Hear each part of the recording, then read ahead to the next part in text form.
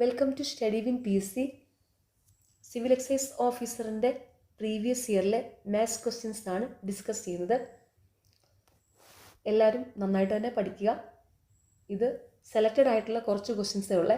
Okay, ഇത് civil excise officer എക്സാമിൻ്റെ തന്നെയുള്ള പരീക്ഷയ്ക്ക് ചോദിച്ച ചോദ്യങ്ങളാണ്. Okay, first question 1/x is to 1/y is to 1/z is equal to 2:3:5 ആയാൽ x:y:z എത്രയായിരിക്കും? Solution 1/x is to 1/y is to 1/z is equal to 2:3:5.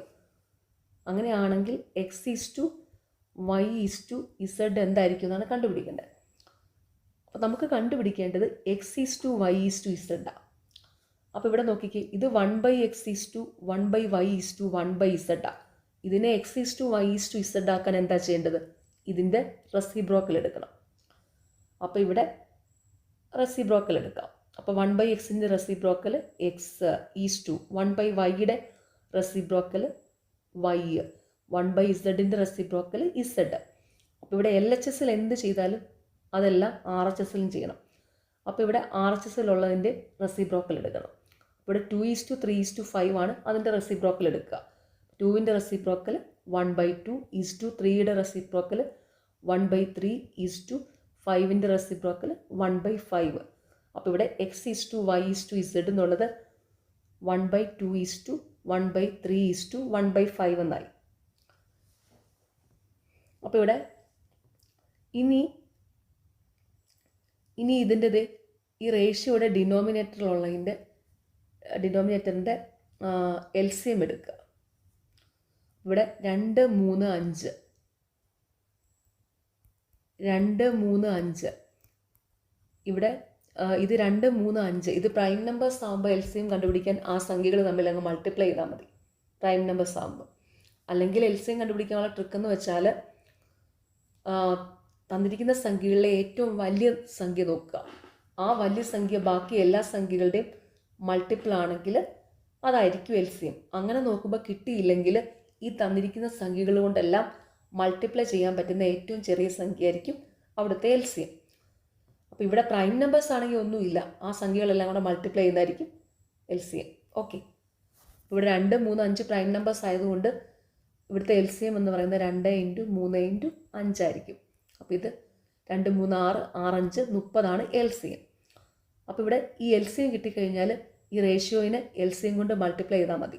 ഇവിടെ 1/2 × 30 is to 1/3 × 30 is to 1/5 × 30. അപ്പോൾ ഇത് 2, 15, 30, 3, 10, 30, 5, 6, 30.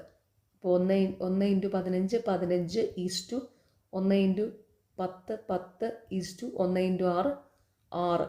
15 ഈസ് ടു 10 ഈസ് ടു 6 ആണ് x:y:z.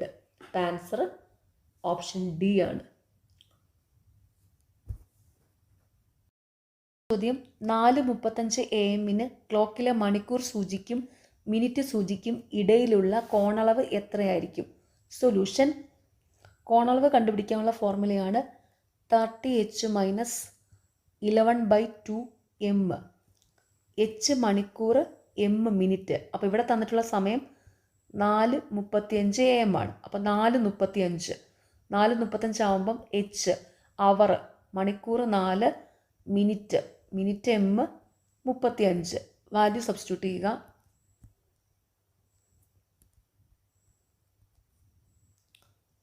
-30 × 4 - 11/2 × 35. 35/2 ആകുമ്പം 17.5. Okay, അപ്പോൾ ഇവിടെ 30 × 4 120 minus 11 × 17.5. Okay, അപ്പം 11 × 17.5 ആകുമ്പം 155 0.8 7 5 12 ശിഷ്ടം 1 7 1 8 1 9 1 1. അപ്പോൾ 11 × 17.5 192.5. ഓക്കെ, 11ൻ്റെ ട്രിക്ക് യൂസ് ചെയ്ത് മൾട്ടിപ്ലൈ ചെയ്യുക കേട്ടോ. ഓക്കെ, അപ്പോൾ ഇവിടെ 11 × 17.5 192.5. അപ്പോൾ ഇവിടെ 120 - 192.5. ഇത് കോണളവ് കണ്ടുപിടിക്കാനുള്ള ഫോർമുലയാണ്. അപ്പോൾ ഇവിടെ നെഗറ്റീവ് ഒന്നുമില്ല. അപ്പോൾ ഇവിടെ ജസ്റ്റ് സബ്ട്രാക്ട് ചെയ്താൽ മതി. 192.5 - 120. അപ്പോൾ ഇത് 5 2 0 2 9 2 പോയാൽ 7 1 പോയാൽ 0. അപ്പോൾ ഇത് 72.5 എന്ന് കിട്ടും. 72.5 ഡിഗ്രിയാണ് കോണളവ്. Answer option C. അപ്പോൾ ഈ ഫോർമുല പഠിച്ചു വെക്കുക. കോണളവ് കണ്ടുപിടിക്കാനുള്ള ഫോർമുലയാണ് 30h - 11/2 m. ചോദ്യം, വിട്ടുപോയ ചിഹ്നങ്ങൾ ഏതായിരിക്കും? 9 8 8 4 9 = 65. സൊല്യൂഷൻ, ഇവിടെ വിട്ടുപോയ ചിഹ്നങ്ങൾ കണ്ടുപിടിക്കണം. ഇതിനായിട്ട് ഈ തന്നിരിക്കുന്ന 4 ഓപ്ഷനിലുള്ള സൈൻ ഇട്ട് നോക്കി ചെയ്യേണ്ട ആവശ്യമില്ല. ഒരു ട്രിക്ക് പറഞ്ഞുതരാം. അതായത് ഇവിടെ ചെയ്യേണ്ടത്, ഇങ്ങനെ ഒരു ക്വസ്റ്റ്യൻ കിട്ടിക്കഴിഞ്ഞാൽ ഇവിടെ കംപ്ലീറ്റ്ലി ഡിവിഷൻ നടക്കുന്നത് എവിടെയാണെന്ന് നോക്കുക. കംപ്ലീറ്റ് ആയിട്ട് ഡിവിഷൻ നടക്കുന്നത്. അപ്പോൾ ഇവിടെ നോക്കിക്കേ, 9 8 8 4 9. ഇവിടെ കംപ്ലീറ്റ് ആയിട്ട് ഡിവിഷൻ നടക്കുന്നത് ദാ ഇവിടെ ഒരു ഡിവിഷൻ 8/8 വന്നാൽ അവിടെ കംപ്ലീറ്റ് ഡിവിഷൻ വരും. അതുപോലെ നോക്കിക്കേ, 8/4 ഇവിടെ എന്താണ്, കംപ്ലീറ്റ് ആയിട്ട് ഡിവിസിബിൾ ആവും, അതായത് അങ്ങ് വെട്ടിപ്പോവും. ഇവിടെ കംപ്ലീറ്റ് ആയിട്ട് ഡിവിഷൻ നടക്കുന്നത് ഇവിടെ ഈ രണ്ടാമതും മൂന്നാമതുമാണ്. അപ്പോൾ ഈ രണ്ടാമതോ മൂന്നാമതോ ഡിവിഷൻ സൈൻ വരുന്നത് എവിടെയാണെന്ന് നോക്കുക. ആദ്യം നമുക്ക് രണ്ടാമത്തെ ഡിവിഷൻ വരുന്നുണ്ടോ എന്ന് നോക്കാവേ. നോക്കിക്കേ, ഓപ്ഷൻ എയിൽ രണ്ടാമത് ഡിവിഷൻ വരുന്നുണ്ടോ? ഇല്ല. ഓപ്ഷൻ ബിയിലോ രണ്ടാമതല്ല ഡിവിഷൻ വരുന്നത്. ഓപ്ഷൻ സിയിലോ രണ്ടാമതല്ല ഡിവിഷൻ വരുന്നത്. ഓപ്ഷൻ ഡിയിലാണോ? ഡിയിലും രണ്ടാമത് ഡിവിഷൻ വരുന്നില്ല. ഇനി ഈ മൂന്നാമത്തെ പൊസിഷനിൽ ഇവിടെ മൂന്നാമത് ഡിവിഷൻ വരുന്നുണ്ടോ നോക്കാം. ഓപ്ഷൻ എയിൽ മൂന്നാമത് ഡിവിഷൻ വരുന്നില്ല. ഓപ്ഷൻ ബിയിൽ മൂന്നാമത് ഡിവിഷൻ വരുന്നില്ല. ഓപ്ഷൻ സിയിൽ മൂന്നാമത് ഡിവിഷൻ വരുന്നില്ല. ഓപ്ഷൻ ഡിയിൽ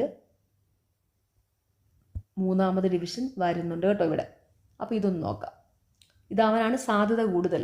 ഓക്കെ, അപ്പോൾ ഇതൊന്ന് ഇട്ട് നോക്കാവേ. അപ്പോൾ ഇവിടെ എന്ത് വരും? 9 × 8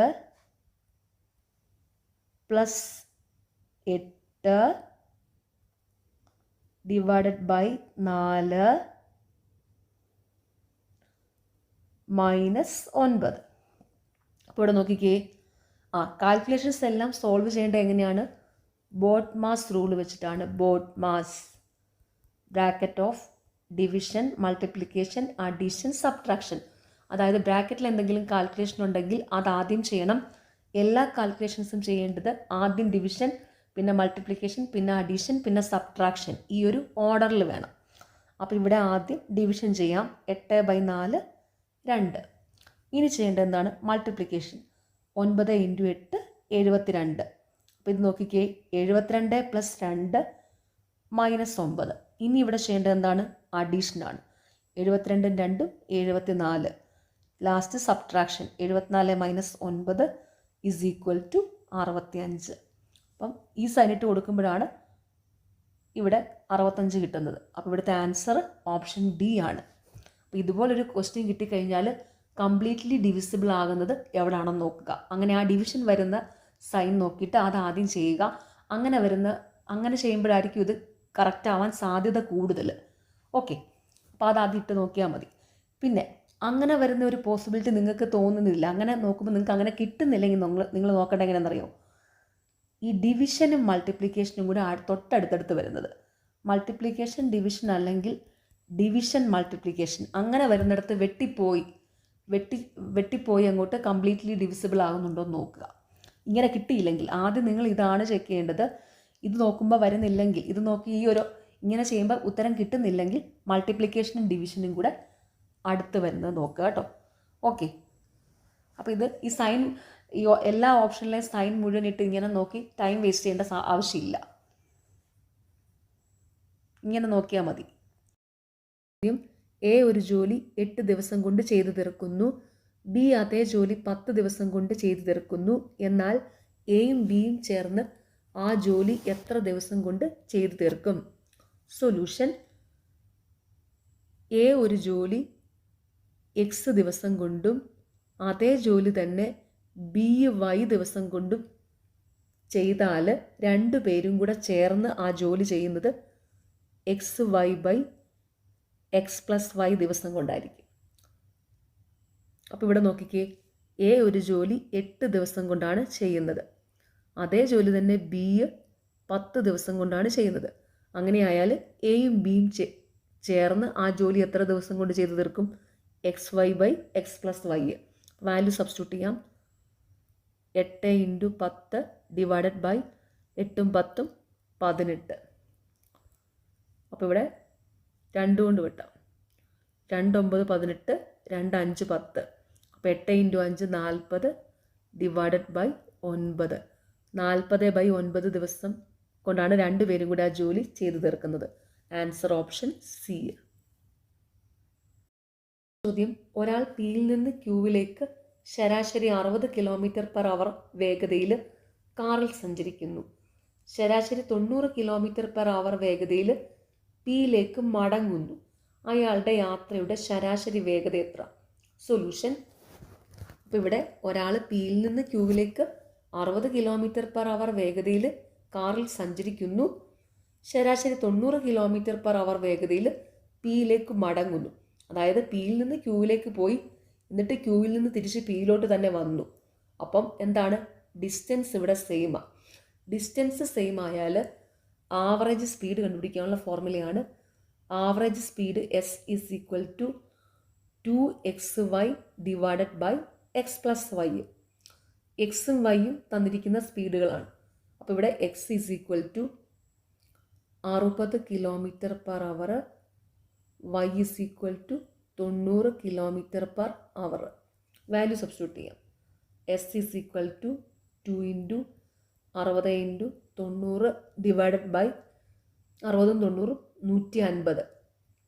അപ്പോൾ ഇവിടെ 30 3 90, 35 150, 5 12 60, 12 3 36, 36 2 72 km/h ആണ് average speed. Answer option B. അപ്പോൾ ഡിസ്റ്റൻസ് സെയിം ആയാൽ ആവറേജ് സ്പീഡ് കണ്ടുപിടിക്കാനുള്ള ഫോർമുലയാണ് s is equal to 2xy divided by x plus y. അപ്പോൾ അതോർത്ത് വയ്ക്കുക. അടുത്ത ചോദ്യം: ഒരു ദിവസത്തിൽ എത്ര തവണ ഒരു ക്ലോക്കിൻ്റെ മണിക്കൂർ സൂചിയും മിനിറ്റ് സൂചിയും നേർരേഖയിൽ വരും?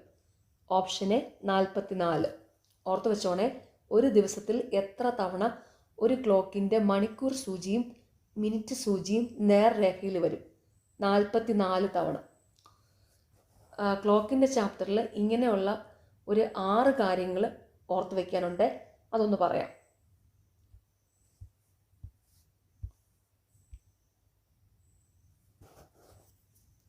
ഒരു ദിവസത്തിൽ ക്ലോക്കിലെ മിനിറ്റ് മണിക്കൂർ സൂചികൾ 22 പ്രാവശ്യം ഒന്നിക്കും. ഒരു ദിവസത്തിൽ ക്ലോക്കിലെ മിനിറ്റ് മണിക്കൂർ സൂചികൾ 22 പ്രാവശ്യം ഒന്നിക്കും. ഒരു ദിവസത്തിൽ ക്ലോക്കിലെ മിനിറ്റ് മണിക്കൂർ സൂചികൾ 22 പ്രാവശ്യം എതിർ ദിശയിൽ വരും. അപ്പം ഓർത്ത് വെച്ചോണം, ഒരു ദിവസത്തിൽ ക്ലോക്കിലെ മിനിറ്റ് മണിക്കൂർ സൂചികൾ 22 പ്രാവശ്യം ഒന്നിക്കുന്നുമുണ്ട്, അതുപോലെ തന്നെ 22 പ്രാവശ്യം എതിർ ദിശയിൽ വരുന്നുമുണ്ട്. അതങ്ങനെ ഓർത്ത് വെച്ചാൽ മതി. ക്ലോക്കിലെ മിനിറ്റ് മണിക്കൂർ സൂചികൾ 22 പ്രാവശ്യം ഒന്നിക്കുന്നുമുണ്ട്, 22 പ്രാവശ്യം എതിർ ദിശയിലും വരുന്നുണ്ട്. ഒരു ദിവസത്തിൽ ക്ലോക്കിലെ മിനിറ്റ് മണിക്കൂർ സൂചികൾ 44 പ്രാവശ്യം നേർരേഖയിൽ വരും. അപ്പം നമ്മുടെ ചോദ്യം, പരീക്ഷയിലെ ചോദ്യം ഇതായിരുന്നു, ഈ 3ാമത്തെ പോയിന്റ്. ഒരു ദിവസത്തിൽ ക്ലോക്കിലെ മിനിറ്റ് മണിക്കൂർ സൂചികൾ 44 പ്രാവശ്യം നേർരേഖയിൽ വരും. ഒരു ദിവസത്തിൽ ക്ലോക്കിലെ മിനിറ്റ് മണിക്കൂർ സൂചികൾ 44 പ്രാവശ്യം മട്ടകോണായി വരും. ഒരു ദിവസത്തിൽ ക്ലോക്കിലെ മിനിറ്റ് മണിക്കൂർ സൂചികൾ 44 പ്രാവശ്യം മട്ടകോണായി വരും. ഓടാതിരിക്കുന്ന ക്ലോക്ക് ദിവസത്തിൽ 2 പ്രാവശ്യം കൃത്യസമയം കാണിക്കും. ഓടാതിരിക്കുന്ന ക്ലോക്ക് ആണെങ്കിലും അത് ദിവസത്തിൽ 2 പ്രാവശ്യം കൃത്യസമയം കാണിക്കും. ഒരു ക്ലോക്ക് കണ്ണാടിയിലെ പ്രതിബിംബത്തിൽ ഒരു ദിവസം 4 പ്രാവശ്യം കൃത്യസമയം കാണിക്കും. ഒരു ക്ലോക്ക് കണ്ണാടിയിലെ പ്രതിബിംബത്തിൽ ഒരു ദിവസം 4 പ്രാവശ്യം കൃത്യസമയം കാണിക്കും. അപ്പോൾ ഈ 6 പോയിന്റ്സ് ഒന്ന് ബൈഹാർട്ട് ചെയ്ത് വെക്കുക കേട്ടോ. ഈ ഒരു ഫോട്ടോ ഞാനുണ്ടല്ലോ ടെലഗ്രാം ചാനലിൽ ഇട്ടേക്കാം. അപ്പോൾ നിങ്ങൾ ഇത് കണ്ട് പഠിച്ചിട്ട് നിങ്ങൾക്കൊരു ഓർമ്മ നിൽക്കുന്നില്ലെങ്കിൽ ആ ടെലഗ്രാമിൽ പോയി നോക്കിയേക്ക് മതി. അപ്പോൾ അവിടെ ഇതിൻ്റെ ഈ ഒരു ഫോട്ടോ ഉണ്ട്. ഓക്കെ, എന്നിട്ട് അതൊന്ന് എടുത്തങ്ങ് പഠിച്ചാൽ മതി. അപ്പോൾ ഈ ഒരു 6 കാര്യങ്ങൾ ക്ലോക്കിൻ്റെ ചാപ്റ്ററിൽ ബൈഹാർട്ട് ചെയ്ത് തന്നെ പഠിക്കേണ്ട കാര്യങ്ങൾ.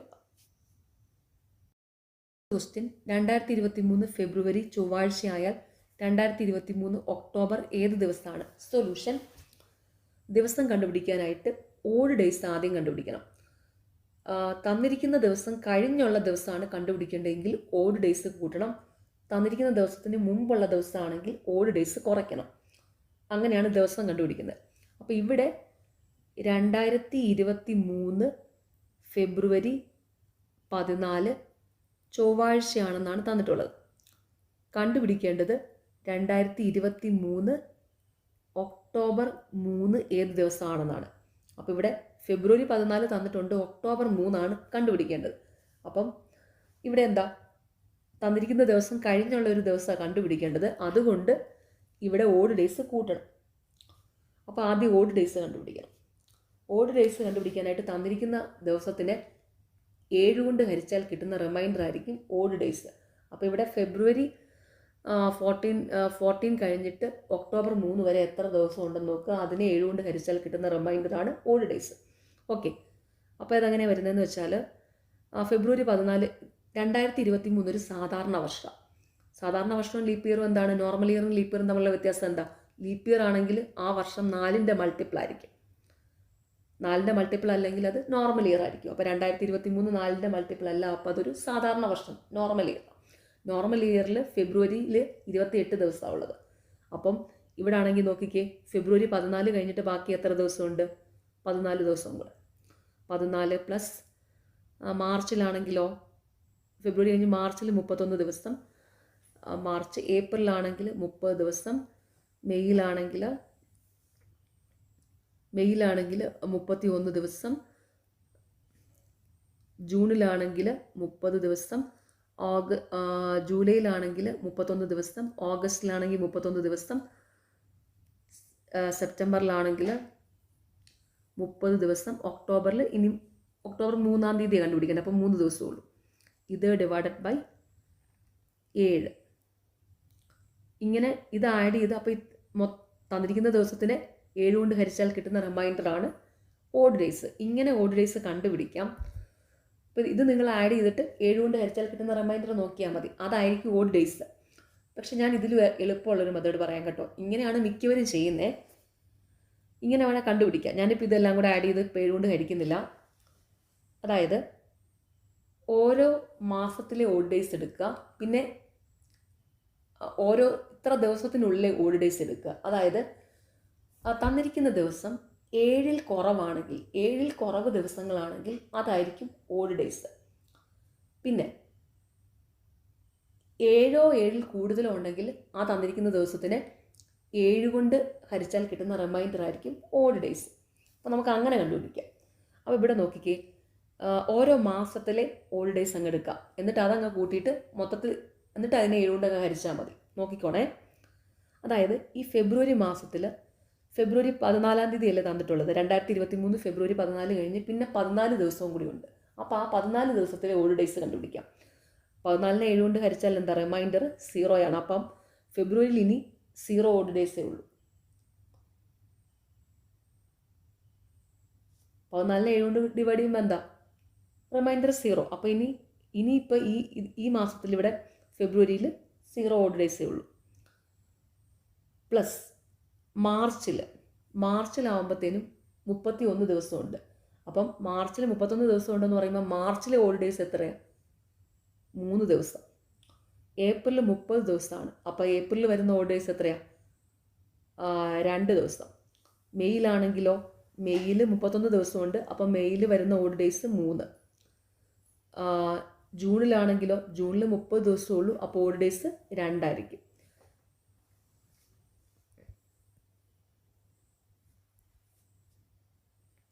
ജൂലൈയിലാണെങ്കിലോ 31 ദിവസം ഉള്ളതുകൊണ്ട് ഓഡ് ഡേയ്സ് 3 ആയിരിക്കും. ഓഗസ്റ്റിൽ 31 ദിവസം ഉള്ളതുകൊണ്ട് ഓഡ് ഡേയ്സ് 3 ആയിരിക്കും. സെപ്റ്റംബറിൽ 30 ദിവസമുള്ളൂ, ഓഡ് ഡേയ്സ് 2 ആയിരിക്കും. പിന്നെ ഈ ഒക്ടോബറിൽ ഒക്ടോബർ 3-ാം തീയതിയിലെ കണ്ടുപിടിക്കേണ്ടത്. അപ്പോൾ അത് 7 താഴെ ആയതുകൊണ്ട് അപ്പോൾ അവിടെ തന്നിരിക്കുന്ന ദിവസം തന്നെ ആയിരിക്കും ഓഡ് ഡേയ്സ്. ഒക്ടോബറിൽ 3. ഇനി ഇതെല്ലാം കൂടെ ആഡ് ചെയ്തിട്ട് ഇതിനെ അങ്ങോട്ട് 7 കൊണ്ട് ഹരിച്ചാൽ കിട്ടുന്ന റിമൈൻഡർ എടുത്താലും മതി. അപ്പോൾ ഇവിടെ നോക്കിക്കേ, 0 3 3, 3 2 5, 5 3 8, 8 2 10, 10 3 13, 13 3 16, 16 2 18, 3 21. 21/7 ചെയ്താൽ റിമൈൻഡർ എന്താണ്? 0 ആയിരിക്കും. അപ്പോൾ ഇവിടെ ഓഡ് ഡേയ്സ് 0 ഓഡ് ഡേയ്സ് ആണുള്ളത്. അപ്പോൾ തന്നിരിക്കുന്ന ദിവസത്തോടു കൂടി ഓഡ് ഡേയ്സ് കൂട്ടുക. അപ്പോൾ ചൊവ്വ പ്ലസ് 0 ആകുമ്പോൾ ചൊവ്വ തന്നെ വരും. അപ്പോൾ ഇവിടെ ഉത്തരം 2023 ഒക്ടോബർ 3 ചൊവ്വാഴ്ചയാണ്. Answer option D. നിങ്ങൾ ഒരു കാര്യം ശ്രദ്ധിക്കുക, ഓഡ് ഡേയ്സ് കണ്ടുപിടിക്കുക. ഓഡ് ഡേയ്സ് കണ്ടുപിടിക്കാനായിട്ട് ഈ മെത്തേഡോ യൂസ് ചെയ്യാം. നിങ്ങൾക്ക് ഇഷ്ടമുള്ള യൂസ് ചെയ്യാം കേട്ടോ. ഓക്കെ, അപ്പോൾ എല്ലാവരും നാളെ എക്സാം എഴുതുന്ന എല്ലാവർക്കും ഓൾ ദി വെരി ബെസ്റ്റ്. എല്ലാവരും നന്നായിട്ട് തന്നെ എക്സാം അറ്റൻഡ് ചെയ്യുക. പിന്നെ നമ്മളിവിടെ ഇപ്പോൾ ഈ ഒരു ക്ലാസ്സിൽ പ്രധാനപ്പെട്ട 7 ചോദ്യങ്ങൾ മാത്രമേ എടുത്തിട്ടുള്ളൂ. അപ്പം ഞാനാണെങ്കിൽ ഏത് PSC പരീക്ഷ ഇതുവരെ വന്നിട്ടുള്ള, ഞാൻ ഈ ക്ലാസ് എടുക്കാൻ തുടങ്ങിയപ്പോൾ മുതലുള്ള ഏത് PSC പരീക്ഷ വന്നാലും അതിൻ്റെ എല്ലാം ഡീറ്റെയിൽഡ് ആയിട്ടുള്ള മാത്സ് എക്സ്പ്ലെയിൻ ചെയ്യാറുണ്ട്. അപ്പം നിങ്ങൾ അതെല്ലാം പോയി കണ്ട് പഠിക്കണം. ഇപ്പോൾ ഇവിടെ ഈ നാളത്തെ പരീക്ഷയ്ക്ക് പ്രധാനപ്പെട്ടത്, കാരണം പ്രധാനപ്പെട്ടതിലുപരി PSC മിക്കപ്പോഴും റിപ്പീറ്റ് ആയിട്ട് ചോദിച്ചുകൊണ്ടിരിക്കുന്ന 7 ക്വസ്റ്റ്യൻസ് മാത്രമേ ഉള്ളൂ. ഇത് കൂടാതെ ഞാൻ വേറെ 2 ക്ലാസ് സിവിൽ എക്സൈസ് ഓഫീസറിന് വേണ്ടിയിട്ട് തന്നെ, ഈ ഒരു എക്സാമിന് വേണ്ടി തന്നെ വേറെ 2 എടുത്തിട്ടുണ്ട്. അതിലും കുറച്ച് ക്വസ്റ്റ്യൻസ് ഒക്കെ ഉള്ളൂ.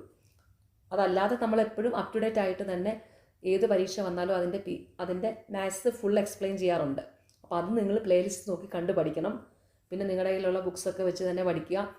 നിങ്ങളുടെ റാങ്ക് ഫയലൊക്കെ കാണുമല്ലോ, അപ്പോൾ അതൊക്കെ ഒന്ന് പെട്ടെന്നൊന്ന് ഓടിച്ച് നോക്കുക. അപ്പോൾ എല്ലാവരും നന്നായിട്ട് തന്നെ പോയി പഠിച്ച് എക്സാം അറ്റൻഡ് ചെയ്യുക. നിങ്ങൾക്ക് ഈ ചാനൽ ഇഷ്ടപ്പെടുന്നുണ്ടെങ്കിൽ സബ്സ്ക്രൈബ് ചെയ്യുക, സപ്പോർട്ട് ചെയ്യുക, ഷെയർ ചെയ്യുക. പിന്നെ ഈ വീഡിയോയുടെ താഴെ ഹൈപ്പ് എന്നുള്ളൊരു ഓപ്ഷനുണ്ട്, അതും കൂടി ഒന്ന് ക്ലിക്ക് ചെയ്ത് സപ്പോർട്ട് ചെയ്യുക. Okay, thank you.